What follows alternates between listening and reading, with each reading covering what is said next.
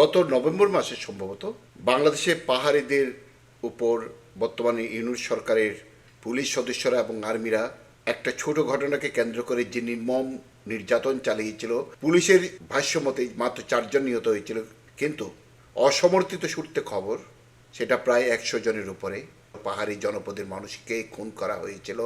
তখন বাংলাদেশের অনেক সরকারের সমর্থিত লোকজন বলা ওঠা শুরু করলো, এই পাহাড়িদেরকে বাংলাদেশ থেকে বিতাড়িত করা হোক, এই পাহাড়িদের বাংলাদেশে থাকার কোনো অধিকার নেই। সেই পাহাড়ের এক কন্যা ঋতুপর্ণা চাকমা তার বা পায়ের জাদুতে বাংলাদেশ মহিলা ফুটবল দলকে প্রথমবারের মতো এশিয়ান কাপে উন্নীত করেছেন।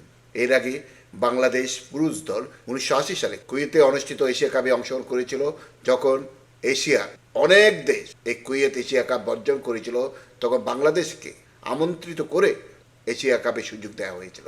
সেটা তারা যোগ্যতা বলে এশিয়া কাপে অংশগ্রহণ করেনি, কিন্তু বাংলাদেশ মহিলা ফুটবল দল যোগ্যতা বলে অংশগ্রহণ করেছে। আমি মহিলা ফুটবল দলকে অভিনন্দন জানাচ্ছি এবং সেই সাথে অভিনন্দিত করছি ঋতুপর্ণা চাকমা, আমাদের পাহাড়িদের সন্তান, এক পাহাড়ি কন্যাকে, যে পাহাড়িদেরকে আমরা সব সময় ভিন্ন চোখে দেখি।